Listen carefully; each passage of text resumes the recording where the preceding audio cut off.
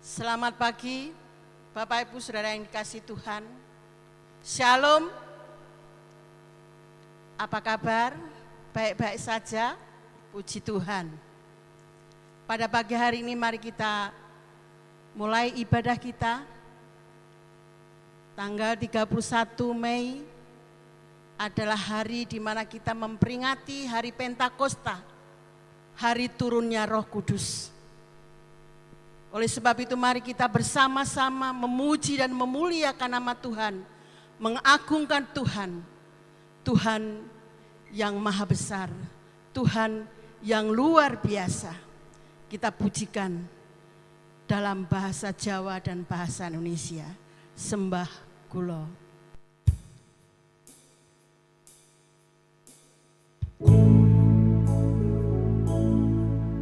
Haleluya Yesus.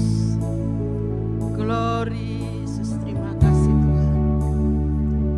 Amin. Mari kita pujikan bersama-sama dengan hati menghadap Tuhan. Sembah kula konco mring paduka, bekti kula konco mring paduka. Allah mulya, Allah kuasa pinuji slaminya. Kita ulangi lagi sekali lagi. Haleluya.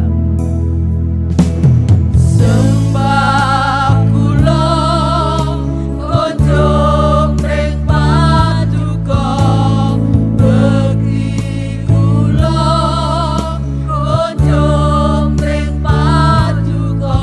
Allah mulya, Allah kuasa pinuji slaminya. Kamulyano kalpurno, kamulyano kaluhurno, Allah ing swarga agung panguwasanya.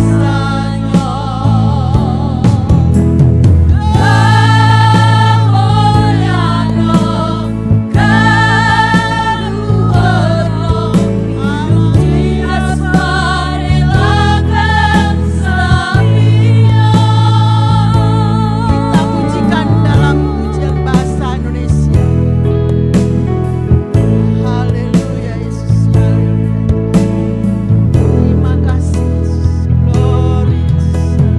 Sembah kami menyembah, kami mengagungkan Engkau Tuhan, karena Engkau Allah kami yang luar biasa, Allah yang sudah menyelamatkan kami, Allah yang sudah menebus dosa kami, Allah yang sudah memberkati kami, Allah yang memimpin kehidupan kami. Terima kasih Tuhan. Haleluya. Kita ulangi sekali lagi. Haleluya Yesus. Amin. Sembah kami hanya kepadamu, hormat kami hanya kepadamu, Allah yang mulia, Allah yang kuasa, terpuji selamanya. Muliakanlah, haleluya Yesus. Muliakanlah, tinggikanlah Allah di surga, besar kuasanya. Muliakanlah, tinggikanlah, terpuji namanya kekal selamanya. Kita pujikan dari awal untuk setengah suara. Haleluya. Haleluya.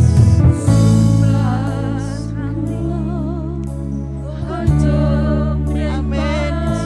Tuhan, kami ingin memuji, kami ingin mengagungkan Engkau Yesus. Engkau sungguh luar biasa Tuhan. Terima kasih Yesus, terima kasih.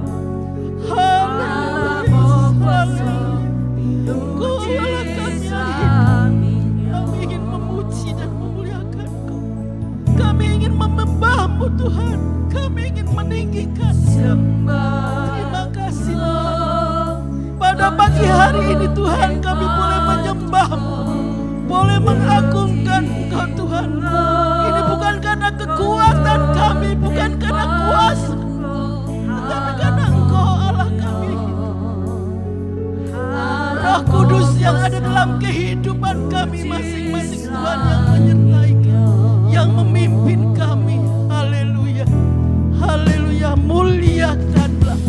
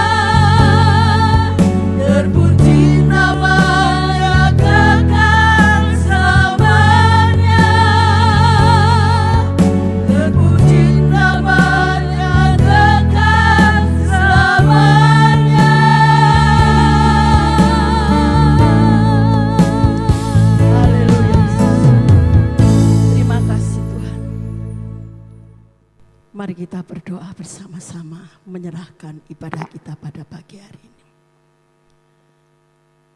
Bapa di surga,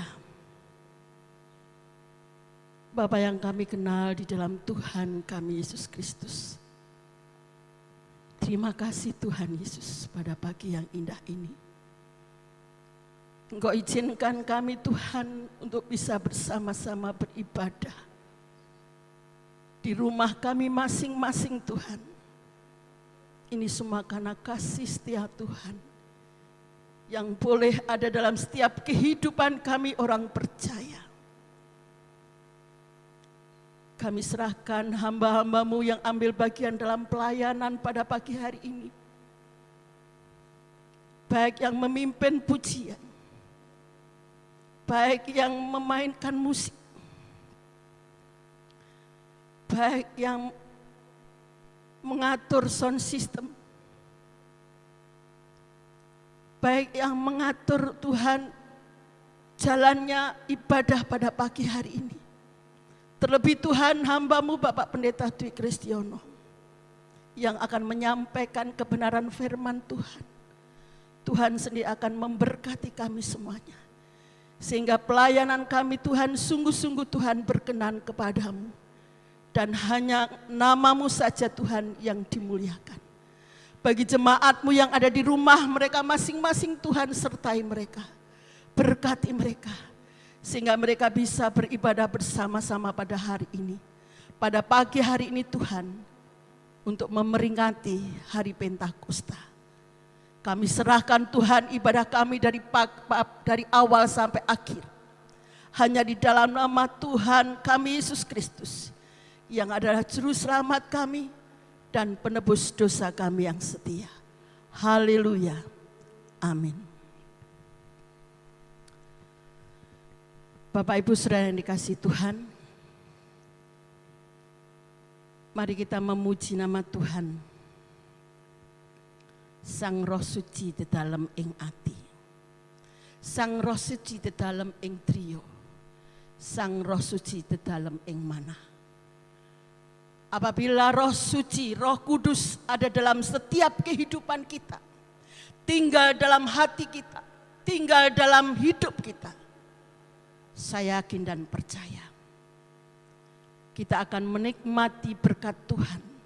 Kita menikmati pimpinan Tuhan, baik secara pribadi maupun di dalam rumah tangga kita masing-masing. Oleh sebab itu Bapak Ibu Saudara yang kasih Tuhan, mari kita memuji nama Tuhan dengan pujian Sang Roh Suci.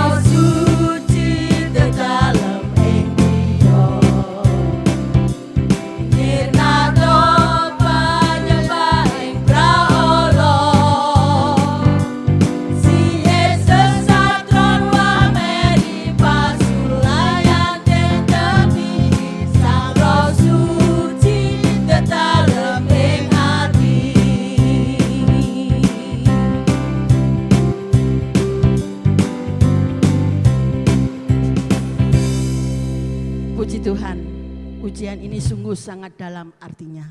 Seperti yang saya sampaikan di awal sebelum kita memuji nama Tuhan. Baiklah Bapak Ibu Saudara yang kasih Tuhan.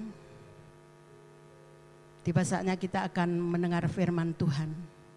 Tapi sebelumnya mari kita memuji nama Tuhan dengan satu pujian.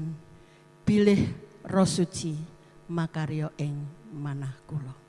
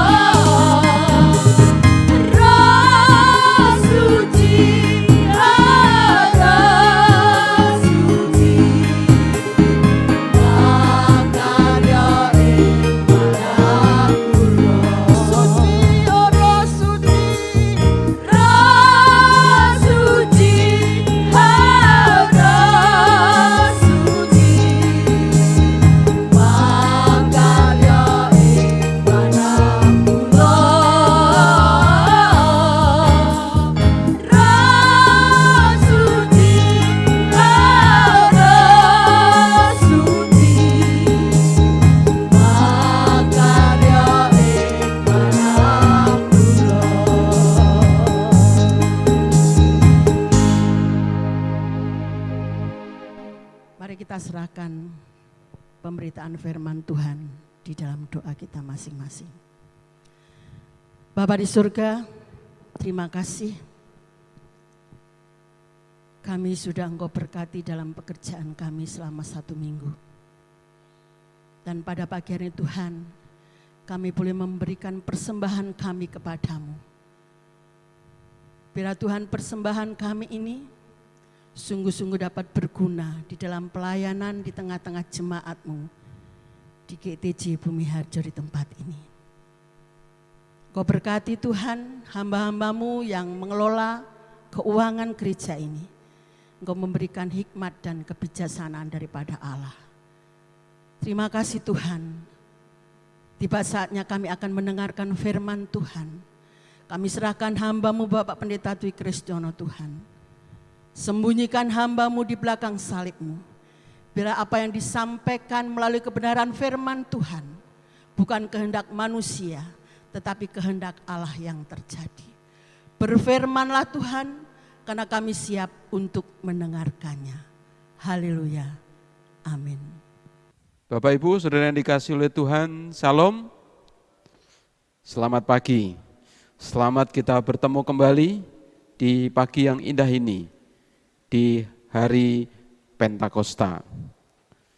Dari Juwana ke Semarang, dari Tuban menuju Pati.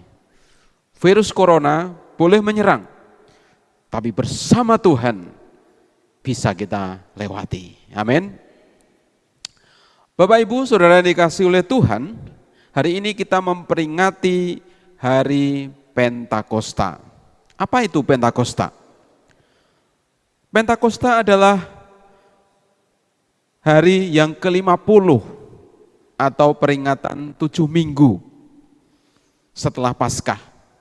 Dalam tradisi Yahudi ini disebut Shavuot.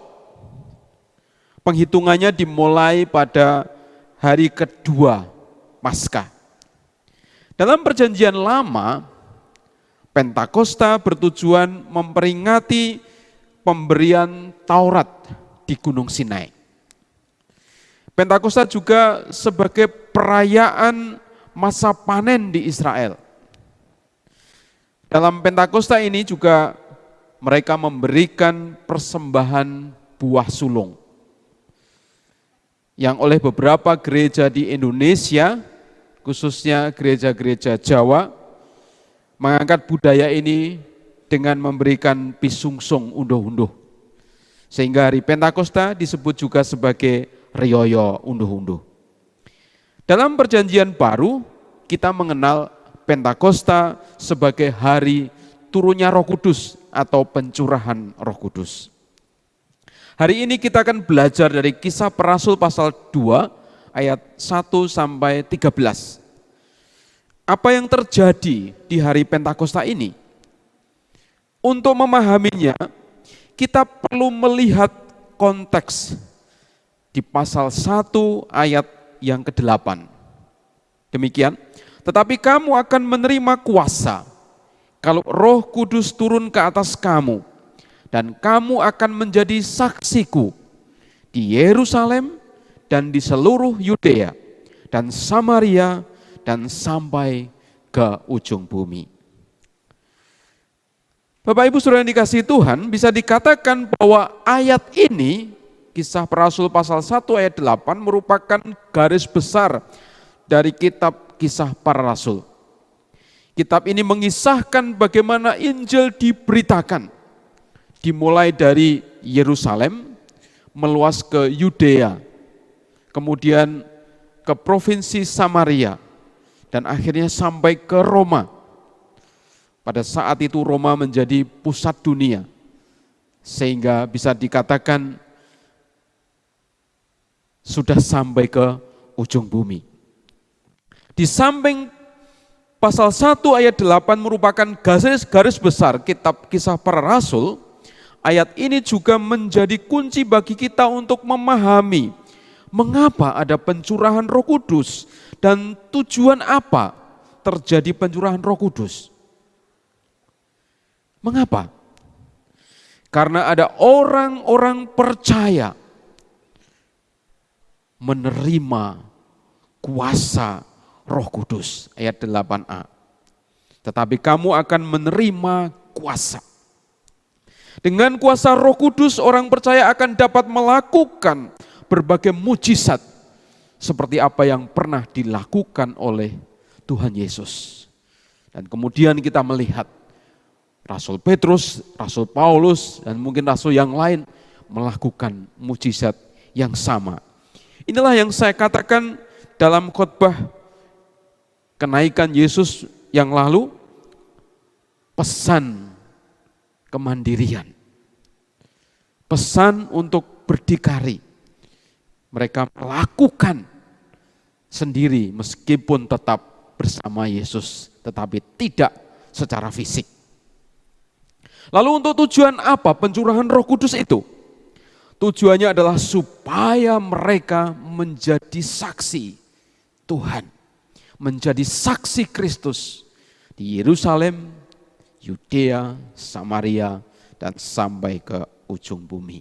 Inilah yang saya katakan sebagai pesan untuk siap bersaksi. Nah, dengan dasar ini memudahkan kita untuk memahami Kisah Para Rasul pasal 2 ayat 1 sampai 13. Ada 3 hal yang terjadi pada peristiwa Pentakosta itu. Dan ini menjadi pedoman bagi kita sebagai gereja Tuhan saat ini untuk juga melakukan hal yang sama. Apa itu 3 hal yang saya maksud? Yang pertama, ada kesatuan hati. Ayat 1. Bunyinya, ketika tiba hari Pentakosta, semua orang percaya berkumpul di satu tempat. Pada frasa semua orang percaya berkumpul di satu tempat, ini jelas mengingatkan akan pesan dari Tuhan Yesus agar mereka tetap tinggal di Yerusalem. Atau yang saya katakan sebagai pesan untuk siap berdiam diri atau menenangkan diri pada pasal 1 ayat yang keempat. Tetapi faktanya bahwa mereka bukan hanya berkumpul dan berdiam diri, ngobrol sana sini tanpa arti. Tetapi yang mereka lakukan adalah mereka semua bertekun dengan sehati dalam doa bersama-sama. Ayat 14 pasal 1. Jadi mereka berkumpul sehati berdoa. Inilah yang saya maksud dengan kesatuan hati. Saudara yang dikasihi oleh Tuhan, jika kita ingin mengalami pertumbuhan yang baik di dalam jemaat, maka kita perlu menerapkan prinsip ini, yaitu kesatuan hati. Dengan kata kunci, berkumpul, sehati, dan berdoa. Berkumpul tanpa kesehatian itu namanya persekutuan semu. Mungkin kelihatannya kumpul bareng, ibadah bareng, bersekutu bareng. Tetapi nyatanya masih saling menjatuhkan, saling menggosipkan, saling mencari kelemahan satu dengan yang lain. Apalagi sampai tidak mau berkumpul, jelas ini lebih parah. Jadi menjadi jemaat Tuhan harus setia berkumpul. Paling tidak untuk saat ini mau setia berkumpul, bersekutu dengan keluarga. Maka luangkan waktu Anda untuk beribadah bersama keluarga. Dan nanti di kesempatan lain ketika wabah corona ini sudah mereda, kita bisa berkumpul kembali seperti sedia kala. Namun tentunya dengan tatanan baru atau yang disebut new normal. Berkumpul sehati tanpa doa, ya sama saja. Karena persekutuan itu tidak akan mengalami kuasa apa-apa.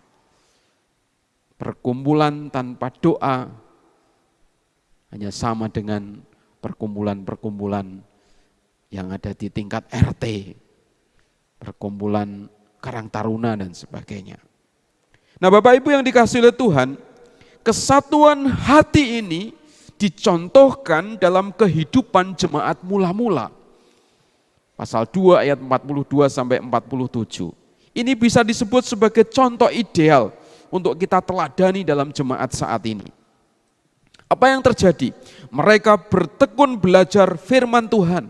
Mereka tekun bersekutu, mereka tekun berkumpul, mereka tekun berdoa, mereka tekun melakukan perjamuan kudus, mereka senang memuji Tuhan.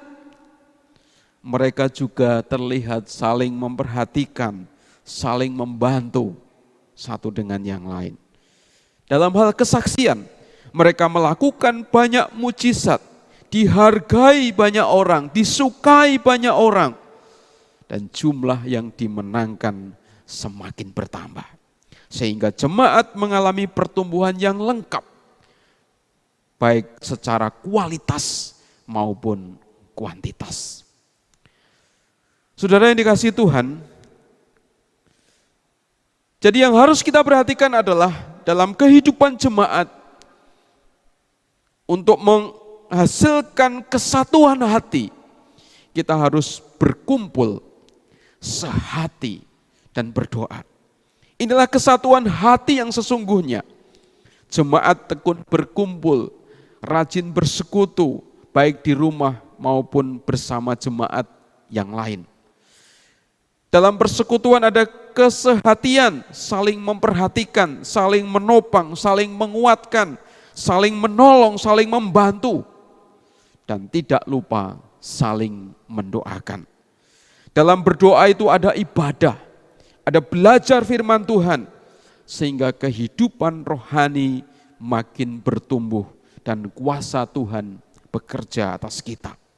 Di samping itu, kesaksian tentu menjadi tugas penting yang tidak bisa kita tinggalkan. Maka miliki kesatuan hati. Hal yang kedua, ada kepenuhan Roh Kudus. Ayat yang kedua sampai yang keempat. A. Ini adalah peristiwa pertama kali di mana Roh Kudus datang ke dunia. Roh Kudus dicurahkan kepada orang-orang percaya sesuai yang dijanjikan oleh Bapa. Di ayat 2 sampai 4a digambarkan di sana bahwa Roh Kudus turun dari langit, suatu bunyi seperti tiupan angin keras. Ayat 2. Ada lidah-lidah api bertebaran hinggap pada setiap mereka. Ayat yang ketiga. Dan mereka mengalami kepenuhan Roh Kudus. Ayat yang keempat a. Terkait dengan peristiwa turunnya Roh Kudus ini ada beberapa hal yang perlu kita perhatikan. Bahwa peristiwa turunnya Roh Kudus ini hanya terjadi sekali. Karena ini adalah janji Bapa yang dipenuhi seperti yang ditulis oleh Lukas maupun Yohanes. Lukas 24 ayat 49, Kisah Para Rasul 1 ayat 4, Yohanes 14 ayat 16, 17, 26, Yohanes 15 ayat 26 dan Yohanes 16 ayat 7. Dengan demikian tidak ada lagi Pentakosta kedua, ketiga dan seterusnya. Berikut, setelah peristiwa ini Tuhan tidak pernah berjanji lagi untuk menurunkan Roh Kudus. Berarti hanya terjadi sekali ini.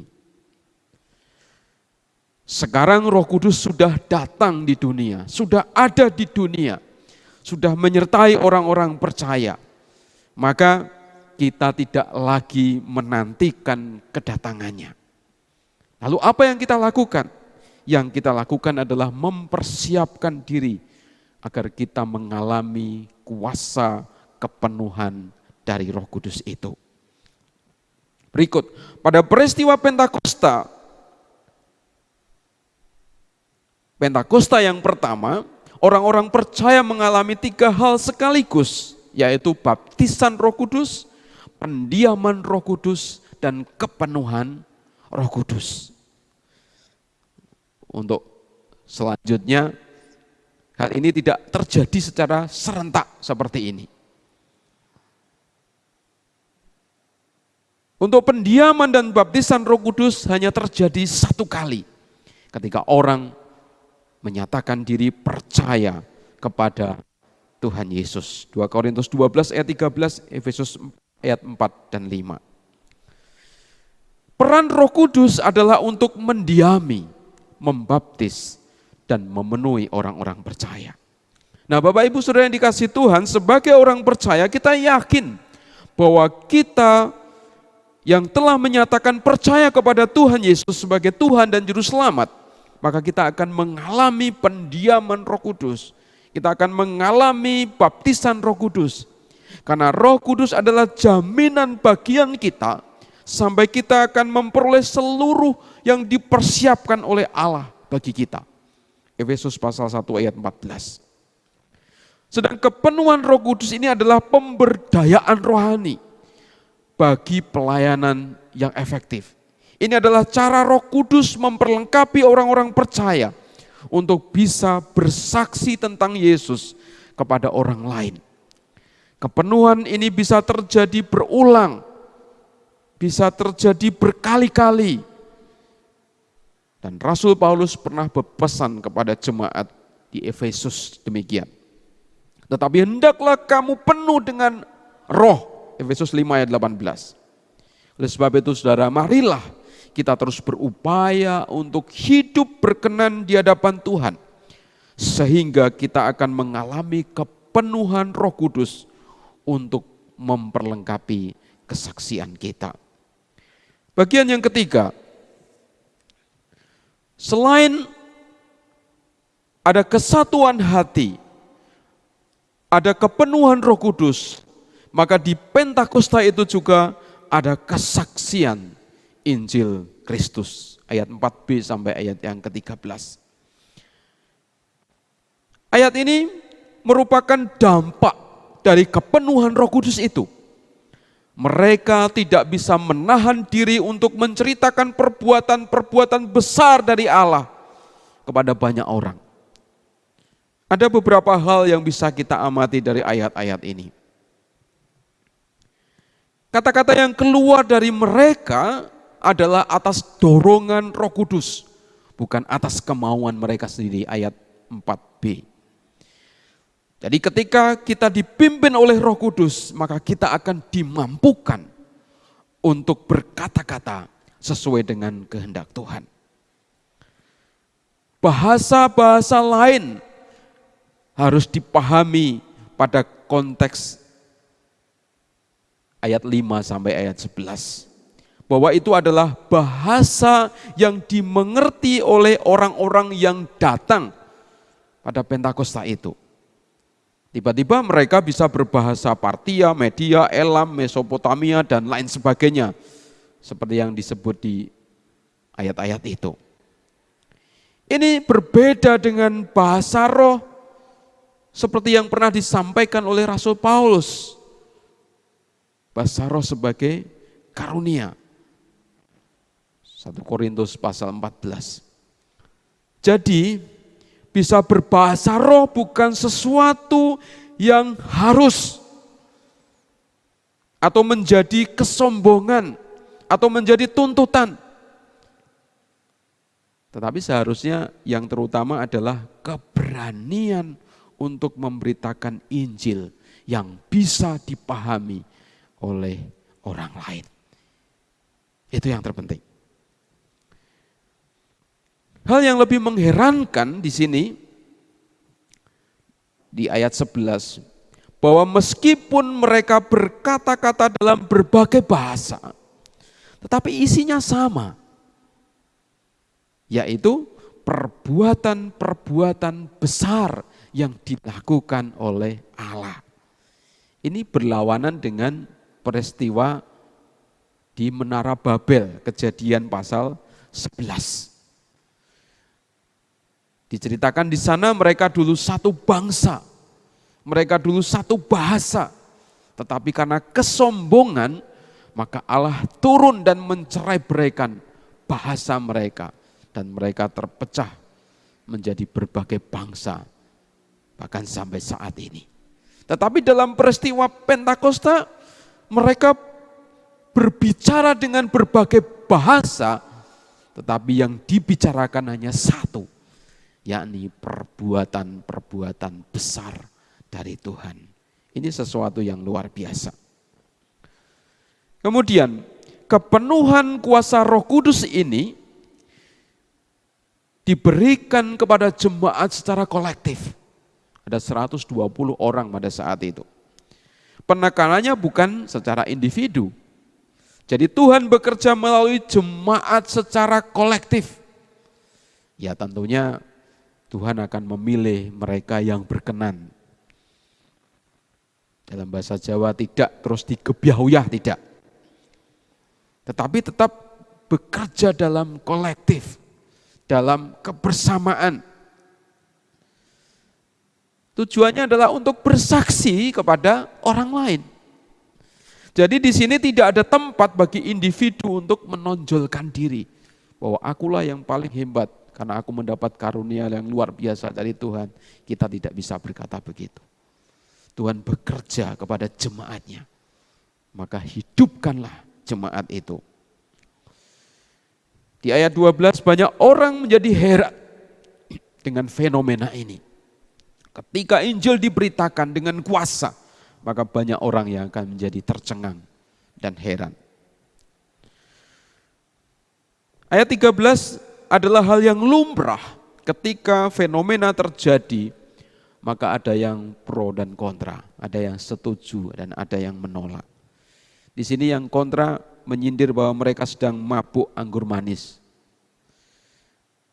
Saudara, dalam memberitakan Injil, memang pasti ada yang menerima, ada yang menolak.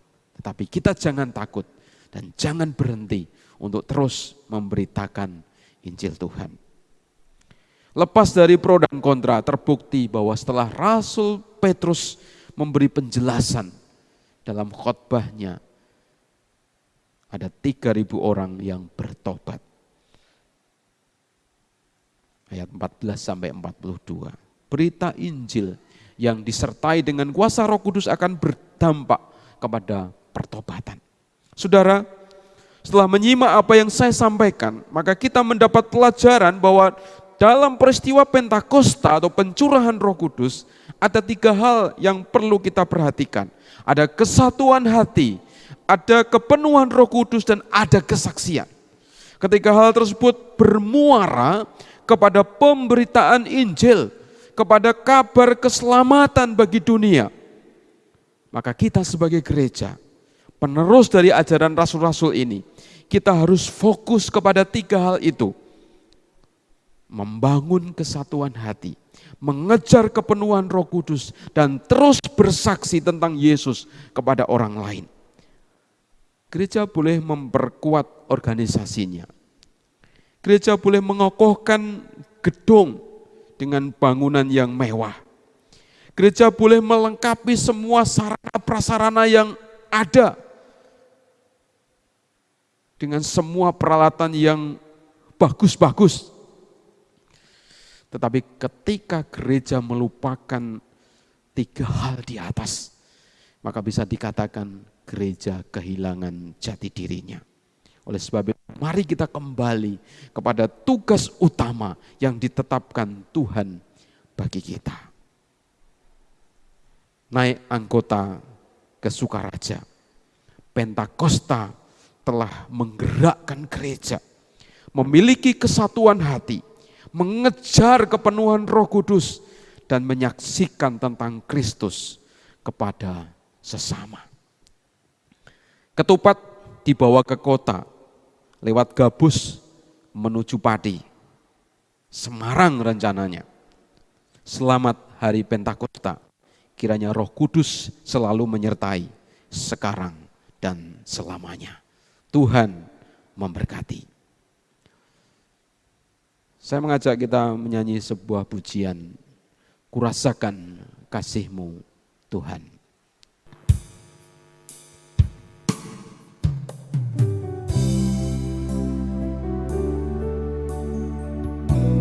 Kita rasakan anugerah Tuhan kasih Tuhan di dalam peringatan hari Pentakosta ini. Kurasakan kasih-Mu Tuhan. Kurasakan kasih-Mu Tuhan. Mari kita rasakan kasih Tuhan dalam kehidupan kita. Kita rasakan kuasa Tuhan dalam kehidupan kita. Kurasakan kasih kuasa Roh Kudus. Kurasakan kehadiran. Kurasakan kasih-Mu Tuhan. Kita rasakan kasih Tuhan dalam kehidupan kita.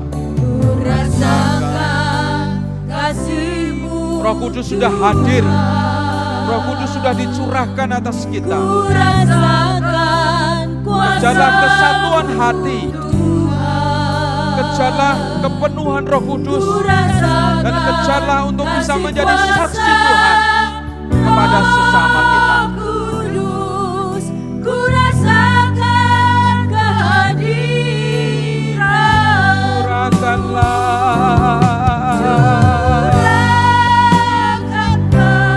Biarlah Roh Kudus tercurah atas kita, menguasai kehidupan kita, sehingga kita mampu menjadi saksi Tuhan untuk memberitakan Injil bagi kemuliaan-Nya.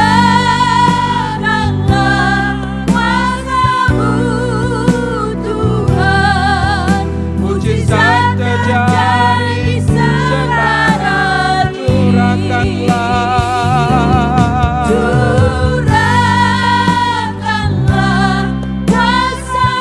Biarlah Roh Kudus menguasai setiap kehidupan kita, memampukan kita untuk menjadi saksi Tuhan kepada sesama kita.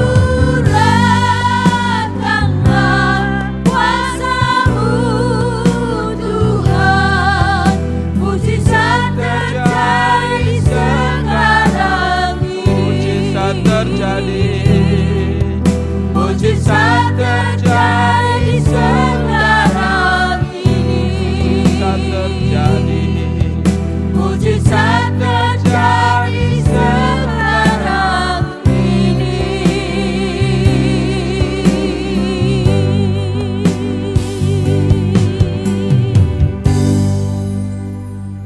Ya Tuhan, kami bersyukur untuk firman-Mu yang mengingatkan kami di hari Pentakosta ini.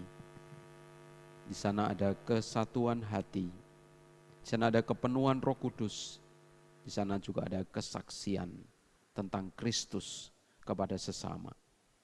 Ajar kami sebagai gereja-Mu, sebagai penerus ajaran dari para rasul, untuk kami terus meraih kesatuan hati, sehingga di dalam kehidupan berjemaat, kami benar-benar mengokohkan persekutuan kami. Kami mau berkumpul, kami mau bertekun untuk berdoa setia kepada Tuhan.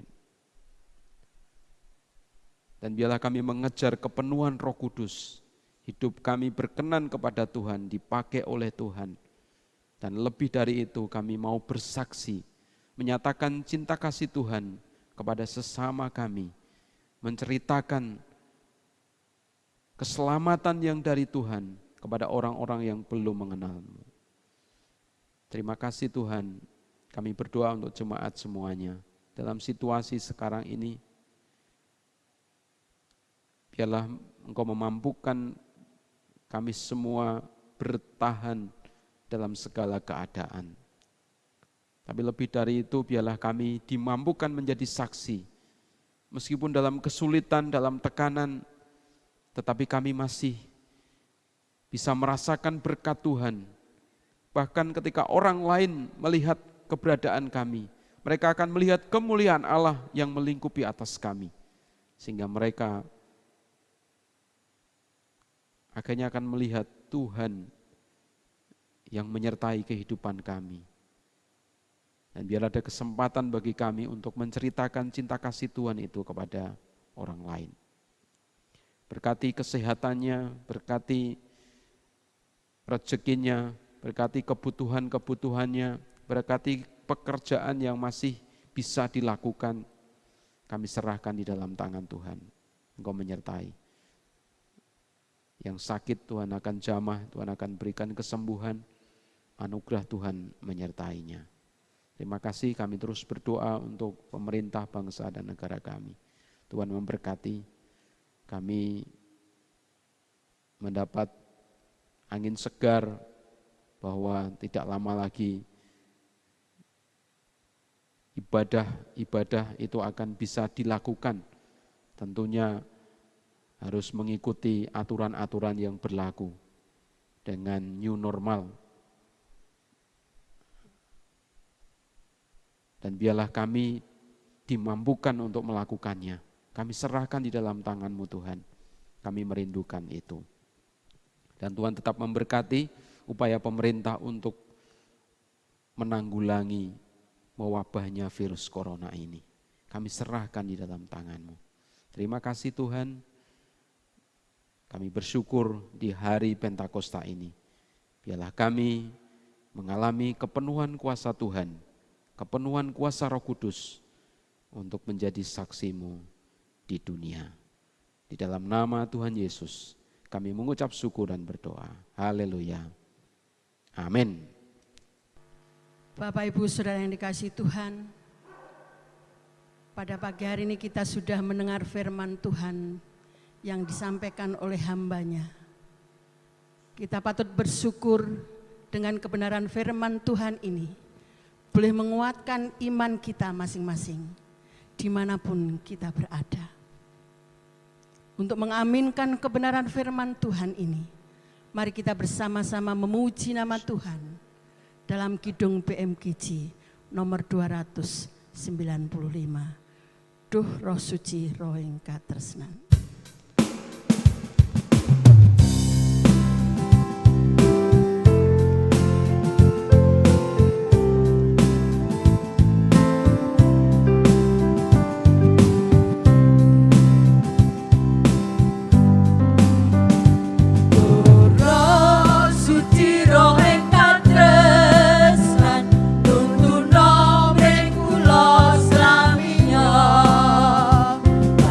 Bapa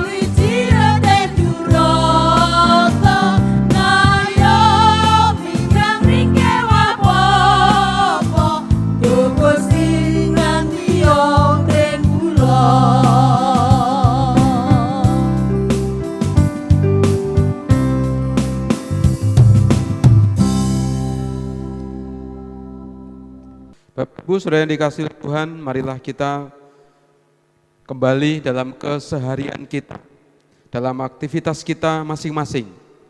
Dan kita renungkan firman Tuhan di hari Pentakosta ini. Biarlah kita tetap menjaga kesatuan hati, mengharap kepenuhan kuasa Roh Kudus, dan bersaksi tentang Injil Kristus. Terimalah berkat Tuhan. Kiranya kasih karunia, rahmat, dan sejahtera dari Allah Bapa kita, dari Tuhan Yesus Kristus, dan persekutuan Roh Kudus menyertai Bapak, Ibu, Saudara semua di rumah masing-masing dari saat ini sampai Tuhan Yesus datang yang kedua kali. Amin. El Shaddai.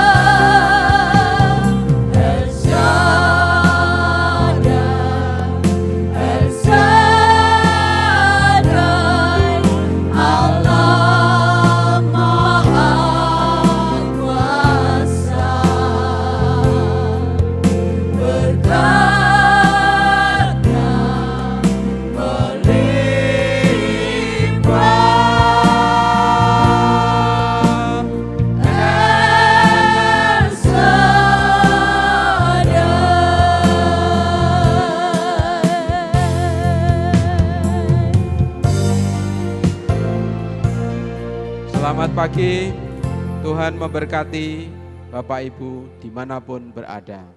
Amin.